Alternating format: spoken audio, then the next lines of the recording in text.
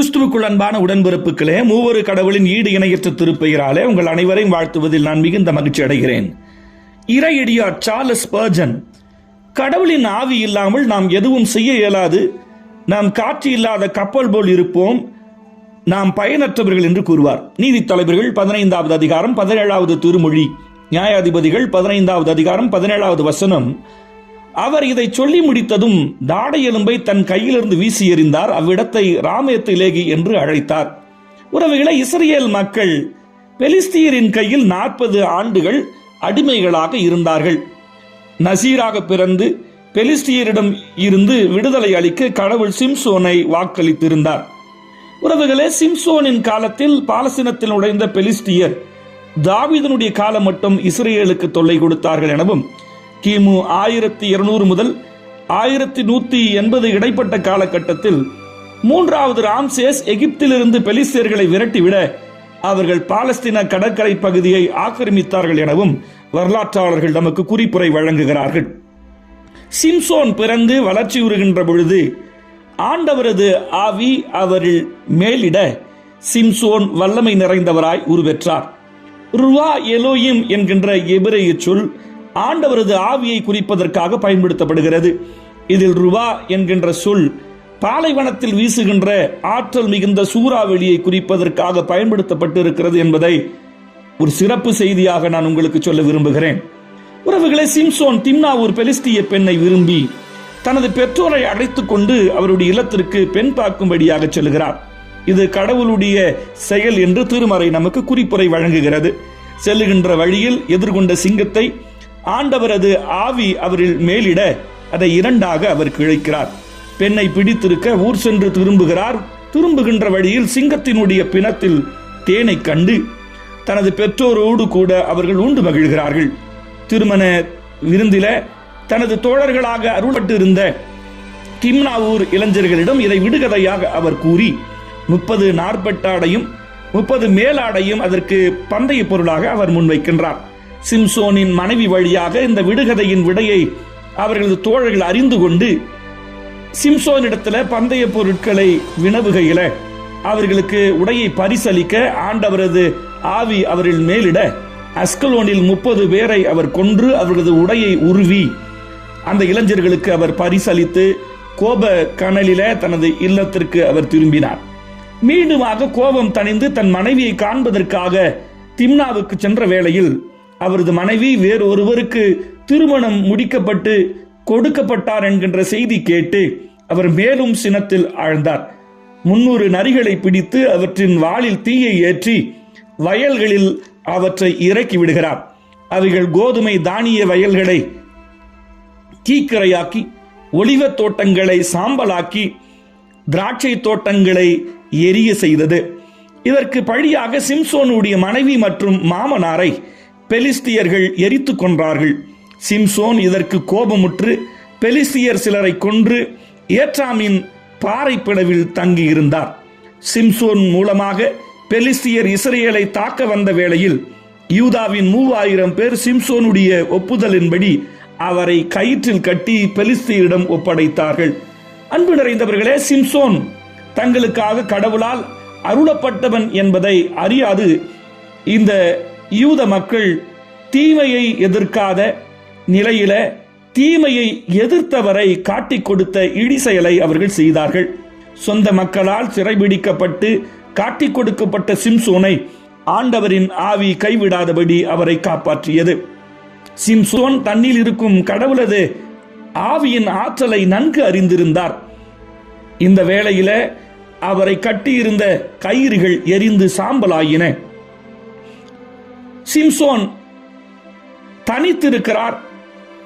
அவரது ஆற்றலை குறைத்து மதிப்பிட்ட பெலிஸ்தியர்கள் அவரை கொன்றுவிட வேண்டும் என்கின்ற கோப கனலில உரத்த சத்தம் எழுப்பி அவரை கொல்வதற்காக ஓடி வருகையில அவர் தன் அருகில் இருந்த கழுதையின் தாடை எலும்பை மட்டுமே எடுத்து கொல்வதற்காக வந்த பெலிஸ்தியர்களில் 1000 பேரை அவர் கொன்று வீழ்த்தினார். வல்லவனுக்கு புல்லும் ஆயுதம் என்பார்களே, அப்படி பழமொழியின் அடிப்படையில் இதை புரிந்து கொள்வதா என்கின்ற கேள்வியை நாம் எழுப்புகையில திருமறை நமக்கு இதற்கு சரியான புரிதலை வழங்குகிறது. கடவுளால் கூடாதது ஒன்றும் இல்லை என்று திருமறை சொல்லுகின்ற பேருண்மையின் அடிப்படையில இதை வைத்து நாம் புரிந்து கொள்ள திருமறை நம்மை அழைக்கிறது. கடவுளின் விடுதலை செயலை நடத்துவதற்கு வலிமையான பொருட்கள் ஒன்றும் தேவையில்லை என்றும் கடவுளது ஆற்றலும் கடவுளது திருவுளம் மட்டுமே போதும் என்பதையும் இந்த பகுதி நமக்கு காண்பிக்கிறது. அன்பு நிறைந்தவர்களை, இஸ்ரேலின் நியாயாதிபதிகளில் சிம்சோன் தனித்துவமானவராக விளங்குகிறார். காரணம், பிற நியாயாதிபதிகள் படைகளை திரட்டி எதிரிகளை வீழ்த்தி வெற்றி கண்டு தங்களது வெற்றி கொடியை ஏற்றின சூழலில சிம்சோன் தனி ஒருவராக ஆற்றலினாலே அநேகரை கொன்று குவித்தது தனி சிறப்பு மிகுந்தது என்பதை நமக்கு காண்பிக்கின்றது. இந்த சூழ்நிலையில 15வது அதிகாரம் 16வது வசனத்தின் அடிப்படையில் கொன்று குவிக்கப்பட்ட பிணக்குவியலின் மீது இருந்து சிம்சோன் ஒரு கவிதையை பாடுகிறார். கழுதையின் தாடையால் குவியல் குவியல்கள், கழுதையின் தாடையால் கொன்றேன் 1000 பேர் என வழிந்தோடுகின்ற குருதியில் இந்த கவிதையை எழுதி அவர் மிதக்க விடுகிறார். அன்பு நிறைந்தவர்களே, 1000 யானைகளை கொன்று ஆக்கிய பரணியை போல 1000 வீரர்களை கொன்று தன்னை குறித்த ஒரு வீரக்கவியை எழுதுகிறார் இந்த சிம்சோன். உறவுகளை, இந்த இடத்திற்கு ராமேத்திலேகி என்று அவர் பெயர் வைக்கிறார். இதற்கு தாடை எலும்பின் மலை என்றும் ஜாபோன் ஹில் எனவும் தமிழிலும் ஆங்கிலத்திலும் அதை நாம் மொழிபெயர்க்கலாம்.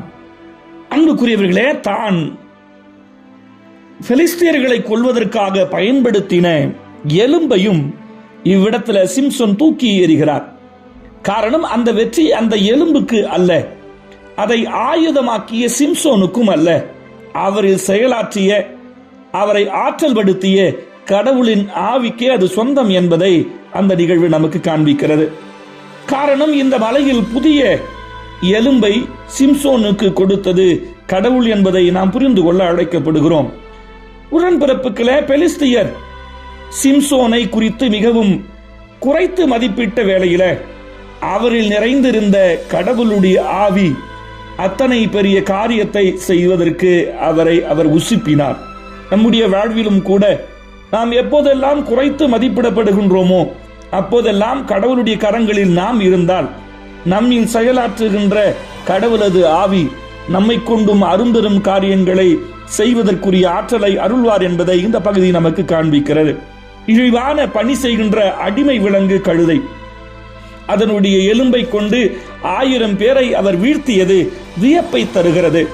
நம்முடைய வாழ்விலும் கடவுள் இருந்தார், அவரது திருவுளத்தின்படி நாம் வழி நடந்தால் நம்முடைய வாழ்விலும் எத்தகைய குறைந்த இழிவான பயனற்றதாக கருதுகிற கருவிகளை கொண்டும் விடுதலையின் செயல்பாட்டை கடவுள் நடத்துவதற்கு ஆற்றல் படைத்தவர் என்பதை இந்த பகுதி நமக்கு காண்பிக்கிறது. கடவுள் நம்மை கட்டி போடும் எந்த சூழலாக இருந்தாலும் அதை கண்டு அஞ்சாமல் நம்மில் வாழும் தூய ஆவியாரை நாம் இனம் காண்கின்ற போது அவர் நம்மை தொடர்ந்து விடுவிப்பது மட்டுமல்ல, சிம்சோனை போல பலரது விடுதலைக்கு நம்மை எடுத்து பயன்படுத்துவார் என்பதை இந்த பகுதி நமக்கு காண்பிக்கிறது. அன்பு நிறைந்தவர்களே, கழுதையின் தாடை எலும்பை கொண்டு 1000 பேரை கொன்ற சிம்சோனை போல ஆண்டவரோடு கூட நாம் இணைந்திருந்தால், அவரது திருப்பணி செய்கின்ற வாஞ்சையோடு கூட நாம் நிறைந்திருந்தால், ஆண்டவர் திருவுள்ள சித்தத்தின்படி வாழ வேண்டும் என்கின்ற சிந்தையோடு கூட இருந்தால் கடவுள் நம்மை கொண்டும் அநேக காரியங்களை செய்வார். நம்முடைய வாழ்விலும் நம்முடைய குடும்ப வாழ்விலும் நம்முடைய சமூக வாழ்விலும் அளப்பரிய மாற்றங்களை அவர் நடப்பிப்பார். அதற்கு கருவிகளை அல்ல, கடவுளது ஆவியை நாம் சார்ந்து இருப்போம். நம்மை அல்ல, நம்மை வழிநடத்துகின்ற ஆண்டவரது திருவுளத்தை நாம் சார்ந்திருப்போம்.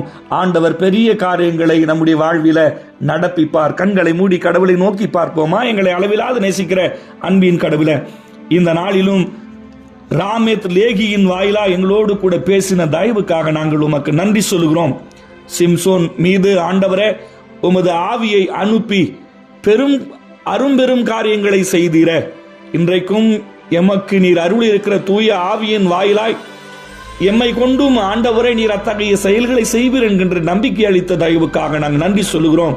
நீர் அளித்திருக்கிற வெவ்வேறான அருட்கொடைகளில உமது திருப்பெயரை மாற்றிப்படுத்தவும் நீர் அருளிருக்கிற கனிகளை கொண்டு இந்த உலகில உம்மை வெளிப்படுத்தவும், யாம் பெற்றிருக்கிற விடுதலைக்காக ஏங்கி நிற்கின்ற மக்களுக்கு பகிர்ந்தளிக்கவும் இந்த நாளின் திருவசனங்களின் வாயிலா நீர் எமக்கு தந்த அழைப்புக்காக நாங்கள் உமக்கு நன்றி சொல்கிறோம். எம்மில் இருக்கிற தூய ஆவியானவரை சிம்சோனை போல நாங்களும் இனம் கண்டு கொள்ளவும், அவரை உரிய வகையில பயன்படுத்தவும், ஒரு திருப்பெயரை மாட்சிப்படுத்தவும் எங்களுக்கு உந்துதல். எங்களை தொடர்ந்து உமக்கென பயன்படுத்தும், ஒரு திருப்பெயரை மாட்சிப்படுத்திக் கொள்ளும். எங்களே உமது கரத்தில் நாங்கள் அர்ப்பணிக்கின்றோம். எங்கள் ஆண்டவர் இயேசு கிறிஸ்துவின் வழியாய் வேண்டி நிற்கின்றோம். எங்கள் தாயும் தந்தையுமான நல்ல இறைவா, ஆமென். அன்புக்குரியவர்களே, இந்த நாள் இனிதாக அமைந்திருக்க உள்ளத்தின் ஆழத்திலிருந்து நான் உங்களை வாழ்த்துகிறேன். ஆமென்.